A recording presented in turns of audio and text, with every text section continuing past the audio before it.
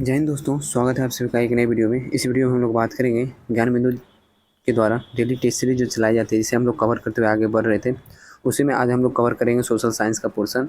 कुछ दिनों से वीडियो इस सीरीज़ की नहीं आ रही थी क्योंकि समय का थोड़ा अभाव है। अभाव इसलिए है क्योंकि अभी जो है मैं स्टार्ट कर दिया हूँ ज्ञान बिंदु जेएस एकेडमी के द्वारा जो 3rd एडिशन वाला बुक आया है मार्केट में, उसे मैं स्टार्ट कर दिया हूँ अपने चैनल पे। तो आप लोग देख ही रहे होंगे, बहुत ही इंपॉर्टेंट बुक है, इसलिए मैं उसे स्टार्ट कर दिया हूँ। अब स्टार्ट कर दिया हूँ तो उसे मैं ख़त्म भी ज़रूर करूँगा। तो चलिए, आज का ये सेट जो है ये एप्लीकेशन पे 9/9/2024 को करवाया गया था। तो चलिए स्टार्ट करते हैं इसको। क्वेश्चन नंबर 1 है, निम्नलिखित कथनों पर विचार कीजिए। कर लेते हैं विचार। बंगाल के स्वायत्त राज्य के संस्थापक मुर्शीद कुली खां के विरुद्ध सिर्फ 2 विद्रोह हुए थे। सिर्फ 2 नहीं, कुल 3 विद्रोह हुए थे। ठीक है, तो ये गलत हो गया। कौन कौन विद्रोह हुए थे ये जान लीजिए। सीताराम राय के थ्रू एक विद्रोह हुआ था, एक हुआ था सुजात खां के थ्रू, और तीसरा हुआ था नजात खां के थ्रू। एक विद्रोह का नेतृत्व कर रहे थे सीताराम राय, दूसरे विद्रोह का नेतृत्व कर रहे थे सुजात खां, और तीसरे विद्रोह का नेतृत्व कौन कर रहे थे? नजात खां। तो ये 3 विद्रोह हुआ था मुर्शीद कुली खां के विरुद्ध। ठीक है, चलिए आगे। अब दूसरा है, अलीवर्दी खां ने अंग्रेज और फ्रांसीसियों को कलकत्ता एवं चंद्रनगर के अपने कारखानों की किलाबंदी करने की इजाज़त नहीं दी। हाँ, ये पॉइंट सही है। अलीवर्दी खां जो है वो अंग्रेज को कलकत्ता का किलाबंदी और फ्रांसीसी को चंद्रनगर का किलाबंदी करने से जो है मना किया था और उनसे जाके बात किया। बोला कि आप लोग किलाबंदी क्यों कर रहे हैं? आप लोग तो व्यापारी हैं, तो आप लोग को सिर्फ व्यापार करने से मतलब है। अगर आप लोग को किसी प्रकार की समस्या आती है तो उसके लिए हम हैं ना, हम आपकी सुरक्षा करेंगे। और ये बोल के जो है ये उन दोनों को किलाबंदी करने से मना कर दिए थे। ठीक है, और इन्हीं का एक कथन है, यानी अलीवर्दी खां का ही एक कथन है कि अंग्रेज़ों को अगर छेड़ोगे तो वो मधुमक्खी की तरह काट काट के खा जाएंगे, ऐसे करके। अगर नहीं छेड़ोगे तो वो रस देते रहेंगे, इस प्रकार करके एक कथन है इनका। तो इसमें कौन सा कथन सत्य है? केवल 2 जो है वो सत्य है। निम्न में से कौन सा वित्तीय समिति नहीं है? कौन सा वित्तीय समिति नहीं है? देखिए, संसद जो है, संसद में 2 प्रकार की समिति बनाई गई। एक है अस्थाई वित्तीय समिति और दूसरा है अस्थाई वित्तीय समिति। तो अस्थाई वित्तीय समिति में 3 प्रकार की समिति है। एक है लोक उपक्रम समिति, एक है लोक लेखा समिति और तीसरा है प्राक्कलन समिति।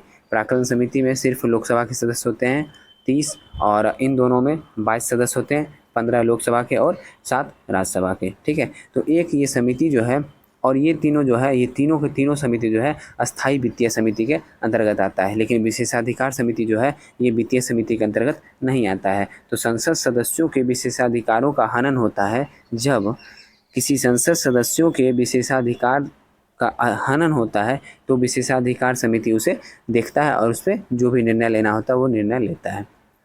निम्न महासागरों में से किससे सारगैसो संबंधित है? तो सारगैसो जो संबंधित है उत्तरी अटलांटिक महासागर से। किससे संबंधित है? उत्तरी अटलांटिक महासागर से संबंधित है। सारगैसो एक जलविहीन घास है। सारगैसो क्या है? एक जलविहीन, जल नहीं जलविहीन घास है, और ये जो है 20 से 40 डिग्री अक्षांश और 35 से 75 डिग्री देशांतर के मध्य पड़ता है। किस मामले में उच्चतम न्यायालय ने व्यवस्था दी थी कि निदेशक सिद्धांत एवं मूल अधिकार के बीच किसी तरह के टकराव में मूल अधिकार प्रभावी होंगे? तो इसका जो है ये बयान जो है उच्चतम न्यायालय द्वारा दिया गया था चंपाकम दोराईराजन मामला में। चंपाकम दोराईराजन मामला में, और ये कब हुआ था? 1951 में। कब दिया गया था? 1951 में।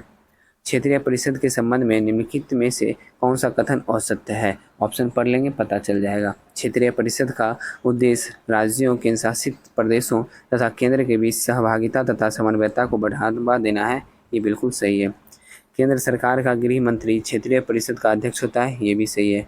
क्षेत्रीय परिषद एक संवैधानिक निकाय है जिसके तहत देश को 5 क्षेत्रों में विभाजित किया गया। देखिए, क्षेत्रीय परिषद की चर्चा संविधान के किसी भी अनुच्छेद में नहीं दी गई है।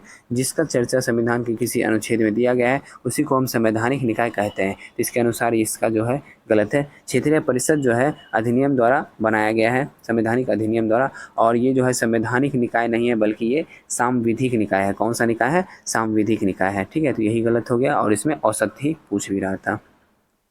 और क्षेत्रीय परिषद का उद्देश्य जो है तीक्ष्ण राज्य भावना, क्षेत्रवाद, भाषाई तथा विशेषवाद के विकास को रोकने में सहायता करना है। नेक्स्ट है आइसोगोनिक रेखाएं, आइसोगोनिक रेखाएं कौन सी होती है, तो समान चुंबकीय झुकाव वाली रेखाएं को जो है आइसोगोनिक रेखाएं कहा जाता है। ठीक है, लवणता वाली आइसोहेलाइन हो जाएगा, वायुदाब वाला आइसोबार हो जाएगा, और समान तापमान वाली आइसोथर्म हो जाएगा। ठीक है, यानी समान लवणता रेखाएं को आइसोहेलाइन कहा जाता है, समान वायुदाब वाली रेखाएं को आइसोबार कहा जाता है, और समान तापमान वाली रेखाएं को आइसोथर्म कहा जाता है।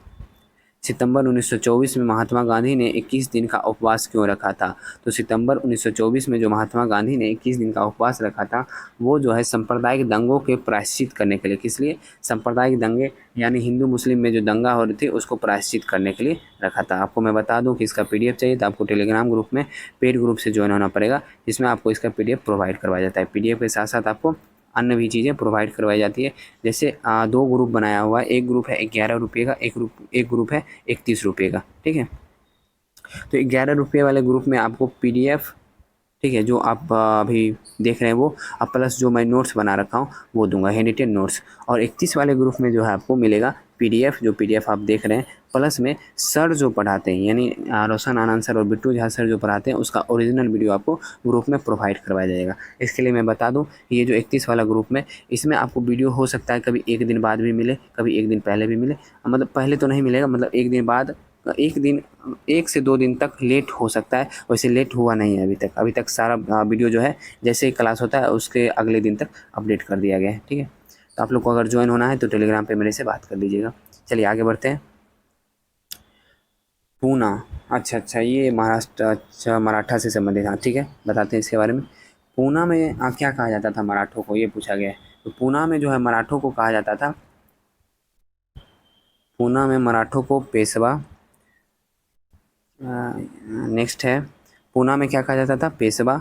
बड़ोदरा में गायकवाड़, ग्वालियर का क्या, ग्वालियर का सिंधिया, हाँ ग्वालियर का सिंधिया, इंदौर का होलकर, नागपुर का भोसले। ठीक है, पूना का पेशवा, बड़ोदरा का गायकवाड़, ग्वालियर का सिंधिया, इंदौर का होलकर, नागपुर का भोसले। तो इसे आप मैच कर लीजिए, 2 1 5 4 3, 2 1 5 4 3, ऑप्शन नंबर डी। भारत की दक्षिणतम पर्वत श्रेणी, तो भारत की जो दक्षिणतम सबसे पहले ये जान लीजिए, पूर्वी घाटी, यहाँ पूर्वी घाटी और पश्चिमी घाटी जहाँ मिलती है उसको नीलगिरी कहा जाता है। नीलगिरी के जस्ट नीचे जब आप जाइएगा तो आपको अन्नामलाई की पहाड़ी मिल जाएगी, और सबसे नीचे यानी उसके जस्ट नीचे जब आप जाइएगा, यही जो है सबसे नीचे पड़ता है कन्याकुमारी में, यहाँ पे जो आपको कार्डेमम की पहाड़ी मिलेगी, और यही इसका आंसर हो जाएगा। निम्न में संघीय सरकार की विशेषता नहीं है, निम्न में से संघीय सरकार की कौन सी विशेषता नहीं है? संविधान की सर्वोच्चता है, दोहरी सरकार अर्थात राष्ट्रीय एवं क्षेत्रीय सरकार ये भी है, न्यायपालिका स्वतंत्र भी हो सकती है और नहीं भी, नहीं यही गलत है। न्यायपालिका जो है संघीय सरकार में बिल्कुल स्वतंत्र होगी, ये कन्फर्म है, इसलिए यही आंसर होगा, द्विसदनीय विधायक का भी सही है। राष्ट्रपति चुनाव 1952 में डॉक्टर राजेंद्र प्रसाद के मुख्य प्रतिद्वंदी कौन थे? तो देखिए डॉक्टर राजेंद्र प्रसाद जो है 1952 से लेकर 62 तक राष्ट्रपति थे। ठीक है, राष्ट्रपति बने रहे। ठीक है, जिसमें से 1952 से लेके 1950 से कर देते हैं, 1950 से लेके 1962 तक, और 1950 से लेके 1962 तक इन्हें जो है संविधान सभा द्वारा, 1950 से लेके 1952 तक इन्हें संविधान सभा द्वारा ही चुना गया था, तो ऐसे थे। लेकिन 1952 में जाके जब चुनाव हुआ तो डॉक्टर राजेंद्र प्रसाद के प्रतिद्वंदी कौन थे, ये बताइए। तो उस समय जो डॉक्टर राजेंद्र प्रसाद के प्रतिद्वंदी थे वो थे के.टी. शाह। कौन थे? के.टी. शाह। और 1952 से लेके 1957 तक जो है वो रहे। उसके बाद जो है फिर से जाके चुनाव हुआ 1957 में। तो 1957 या 58 में जब चुनाव हुआ तो उस समय उनके प्रतिद्वंदी कौन थे, ये भी जानना बहुत ही ज़रूरी है। तो उस समय जो उनके प्रतिद्वंदी थे 1957 में, एन दास। कौन थे? एन दास। इसे भी नोट कर लीजिएगा। बाकी ये सारा पॉइंट जो है आपको मेरे हैंड रिटेन नोट्स में लिखा हुआ मिल जाएगा। निम्नलिखित में से किस दिनांक तिथि को वीर बाल दिवस मनाने की घोषणा की गई? तो ये की गई है 26 दिसंबर को। कब की गई है? 26 दिसंबर को। गुरु गोविंद सिंह के बलिदान को लेकर वीर बाल दिवस मनाया जाता है। गुरु गोविंद सिंह जो अपने चारों पुत्र का बलिदान दे दिए थे, उसी से संबंधित जो है ये 26 दिसंबर को वीर बाल दिवस मनाया जाता है। 1920 में पंजाब में हुए अकाली आंदोलन का मुख्य उद्देश्य क्या था? तो पंजाब में जो अकाली आंदोलन हुआ था 1920 में, उसका मुख्य उद्देश्य था गुरुद्वारों के प्रबंध का शुद्धिकरण करना। क्या था? गुरुद्वारों के प्रबंध का शुद्धिकरण करना, क्योंकि गुरुद्वारा में जो है भ्रष्टाचार धीरे धीरे शामिल हो गया था, उसे ही समाप्त करने के लिए अकाली आंदोलन लाया गया था। नेक्स्ट है, हाँ इसे मैच करना है तो मैच कर देते हैं। द्वितीय आंग्ल मैसूर युद्ध, तो द्वितीय आंग्ल मैसूर युद्ध 1780 से 84 हुआ था, जिसमें 1782 में कौन मारा गया था, ये आप मुझे कमेंट में बताइएगा। दूसरा है द्वितीय आंग्ल फ्रांसीसी युद्ध 1750 से 1754 में हुआ है। द्वितीय आंग्ल मराठा युद्ध 1803 से 1805 में हुआ है। और द्वितीय आंग्ल अफगान युद्ध 1878 से 1880 में हुआ है। इसका आंसर हो जाएगा 2, 4, 1, 3, ऑप्शन नंबर ए। बकिंघम नहर स्थित है, तो बकिंघम नहर जो स्थित है ये स्थित है आपको कोरोमंडल तट पर। चार्टर एक्ट 1813 के संबंध में निम्नलिखित कथनों पर विचार कीजिए। अब आप लोग सोच रहे होंगे कि इसके बारे में पूरा डिटेल में क्यों नहीं बताया। पिछली ही वीडियो में अगर 1-2 वीडियो पीछे आप जाएंगे तो सारा कुछ हम बता रहे हैं। उत्तरी सरकार जो है उड़ीसा के तट को कहा जाता है, मालाबार की तट किसको कहा जाता है, केरला तट किसको कहा जाता है, कोरोमंडल तट किस राज्य के क्षेत्र को कहा जाता है, ये सारा मैं बता चुका हूँ। और आप लोग को पता है तो कमेंट में लिख दीजिए। चार्टर एक्ट 1813 के संबंध में निम्नलिखित कथनों पर विचार कीजिए। तो चार्टर एक्ट जो 1813 था उसके संबंध में कथन पर विचार करना कर देते हैं। इसमें से कौन सा सही है ये पूछा गया है। इस अधिनियम के द्वारा पहली बार भारत में ब्रिटिश क्षेत्र की संवैधानिक स्थिति को स्पष्ट रूप से परिभाषित किया गया, बिल्कुल सही है। इसने कंपनी द्वारा अधिकार में लिए गए भारतीय राज्य क्षेत्रों पर ब्रिटिश राज्य की संप्रभुता को सुदृढ़ किया। हाँ, सुदृढ़ किया है, बल्कि पूरी संप्रभुता नहीं आई थी लेकिन सुदृढ़ जरूर किया है। भारत का राजस्व अब ब्रिटिश संसद के नियंत्रण में आ गया था, बिल्कुल गलत है। राजस्व जो है ब्रिटिश संसद के नियंत्रण में आया था 1858 के बाद। तो 1 और 2 इसमें सही है। कागज़ का आविष्कार कहाँ किया गया? चीन में किया गया। निम्नलिखित में से कौन सा कथन सामाजिक वानिकी के संदर्भ में सही है? तो वर्ष 1976 में राष्ट्रीय कृषि आयोग ने सामाजिक वानिकी शब्द का प्रयोग किया था, बिल्कुल सही है। सामाजिक वानिकी के अंतर्गत कृषि वानिकी, सामुदायिक वानिकी, सार्वजनिक वानिकी की जाती है, ये भी सही है। 1 और 2 दोनों सही है। अशोक द्वारा निर्मित धम्म के विषय में कौन सा विचार सही नहीं है? तो पढ़ लेते हैं, ऑप्शन पता चल जाएगा। अशोक का मानना था कि धम्म के माध्यम से लोगों का दिल जितना बलपूर्वक विजय पाने से ज़्यादा अच्छा है, बिल्कुल सही है। अशोक ने अपने धम्म के संदेश कई स्थानों पर शिलाओं और स्तंभों पर खुदवाया था, ये भी सही है। अशोक ने धम्म की शिक्षा के लिए अधिकारी नियुक्त किए थे जिसे धम्म महामात्र कहा गया, ये भी सही है। अशोक ने धम्म के विचारों को प्रसारित केवल भारत में किया था, बिल्कुल गलत है। केवल भारत में ही नहीं बल्कि मिस्र, श्रीलंका, उसके बाद नेपाल, ग्रीस, यूनान, हर जगह जो है अशोक ऐसे प्रसारित करने का कोशिश किया था। नेक्स्ट है हड़प्पा सभ्यता के संदर्भ में निम्नलिखित कथनों पर विचार कीजिए। ठीक है, विचार कर लेते हैं। कालीबंगा व लोथल से अग्निकुंड मिले हैं जहां संभवतः यज्ञ किए जाते थे। हाँ, ये बिल्कुल सही है। कालीबंगा, लोथल और एक और है, ये इसको याद, अग्निकुंड वाला याद करने का ट्रिक है क्लब। क्या ट्रिक है? क्लब। कालीबंगा, लोथल और बनवाली, 3 जगह से जो है अग्निकुंड मिले हैं जहाँ से यज्ञ के संभावना दिखता है। नेक्स्ट है हड़प्पा सभ्यता के लोग काले रंग के डिजाइन किए हुए खूबसूरत लाल मिट्टी के बर्तन बनाते थे, बिल्कुल सही है। हड़प्पा काल के फ्योन्स से मन के चूड़ियाँ वाले और छोटे बर्तन बनाए जाते थे। हाँ, ये भी सही है। हाँ, ये भी सही है। नेक्स्ट है धौलावीरा भारतीय उपमहाद्वीप का चौथा विशालतम और भारत का सबसे विशाल हड़प्पाकालीन स्थल है। भारत का सबसे विशाल हड़प्पाकालीन स्थल धौलावीरा नहीं है बल्कि राखी गढ़ी है। तो इसका आंसर 1, 2, 3 सही होगा। निम्नलिखित में से किस शहर में 34वां ग्रीष्मकालीन ओलंपिक खेल का आयोजन किया जाएगा? 34वां ग्रीष्मकालीन ओलंपिक खेल का आयोजन जो है ये किया जाएगा लॉस एंजलिस में। कहाँ किया जाएगा? लॉस एंजलिस में। पहला ओलंपिक कब हुआ था? 1896 एथेंस में हुआ था। पहला ओलंपिक कब हुआ था? 1896 एथेंस में। 33वां जो है वो कहाँ हुआ है? पेरिस में। और 34वां कहाँ होगा? लॉस एंजलिस में।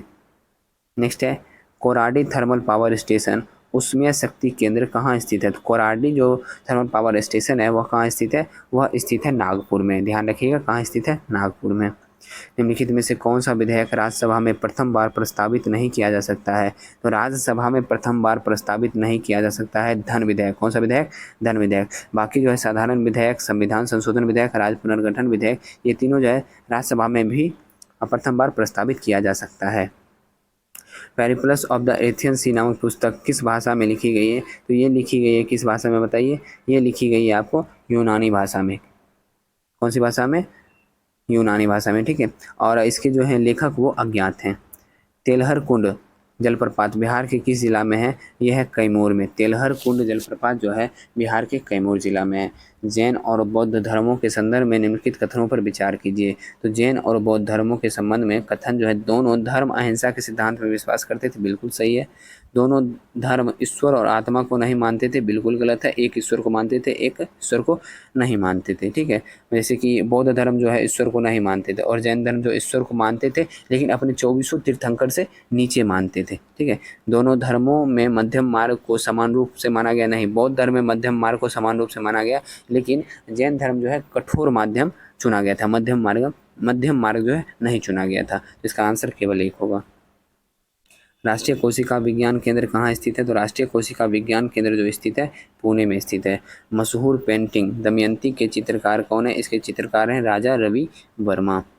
ओजोन परत अवस्थित है, ओजोन परत अवस्थित है कहाँ पे? स्ट्रेटोस्फेयर, और इसकी ऊंचाई 20 किलोमीटर से लेकर 50 किलोमीटर तक होती है। नेक्स्ट, फुलहर झील। तो फुलहर झील कहाँ है? फुलहर झील है आपको, फुलहर झील हो जाएगा उत्तर प्रदेश। वरखल झील हरियाणा, रूपकुंड झील उत्तराखंड, और साला झील अरुणाचल प्रदेश। फुलहर झील हो गया कहाँ? उत्तर प्रदेश। उसके बाद आ जाइए, बरखल झील हो गया हरियाणा, रूपकुंड झील हो गया उत्तराखंड, और साला झील हो गया अरुणाचल प्रदेश। इसका आंसर 3142 ऑप्शन नंबर सी।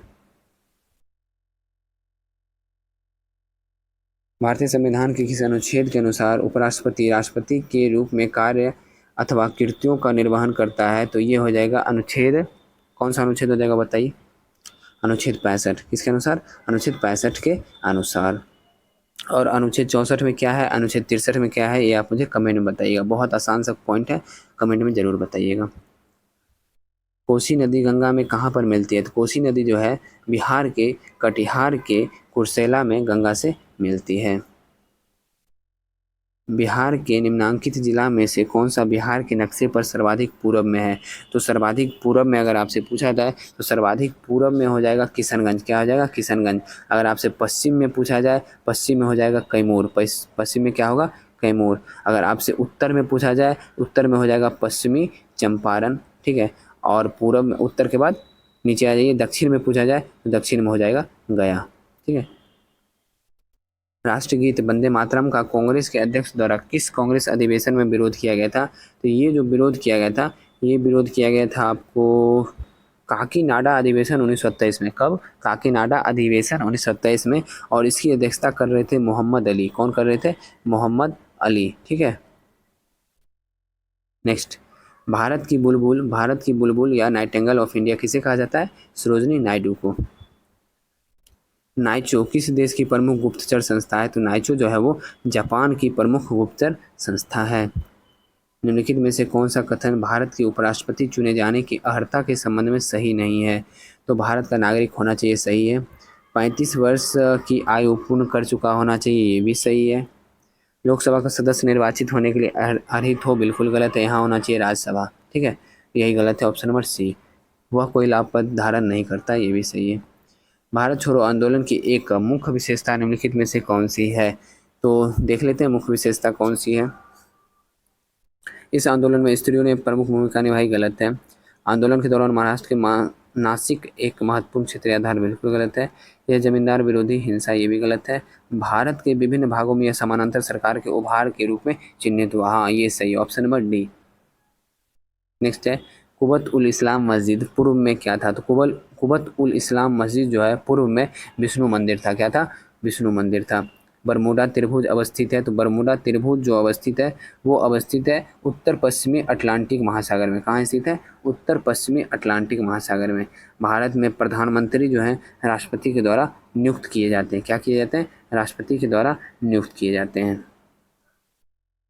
निम्नलिखित में से कौन सी संसदीय समिति का अध्यक्ष अनिवार्य रूप से सत्ताधारी दल के सदस्यों में से होता है? तो कौन होता है बताइए? तो ये होता है प्राक्कलन समिति। नेक्स्ट है, भूगोल शब्द का सर्वप्रथम प्रतिपादन किसने किया था? तो भूगोल शब्द का सर्वप्रथम प्रतिपादन जो किया गया था इरेस्टोनीज के द्वारा। बिहार का अक्षांशीय विस्तार है 24 डिग्री 20 मिनट 10 सेकेंड से 27 डिग्री 31 मिनट 15 सेकेंड उत्तरी अक्षांश। 24 20 10 27 31 15। निम्नलिखित युग्मों पर विचार कीजिए। ठीक है, विचार कर देते हैं। और क्या करना है, युग्म सुमेल सही सुमेलित ये बताना है। अखिल भारतीय अस्पृश्यता विरोधी लीग महात्मा गांधी सही है। अखिल भारतीय किसान सभा स्वामी सहजानंद सरस्वती ये भी सही है। आत्मसम्मान आंदोलन ईवी रामास्वामी नायकर ये भी सही है। 1 2 3 तीनों सही है। मीर कासिम और अंग्रेज के मध्य संघर्ष का मूल कारण निम्नलिखित में से क्या था? तो मीर कासिम और अंग्रेज के मध्य जो मूल कारण था संघर्ष का, वो मूल कारण था कंपनी द्वारा दस्तक का दुरुपयोग करना। क्या करना? कंपनी द्वारा जो लाइसेंस दिया जाता था उसका दुरुपयोग करना।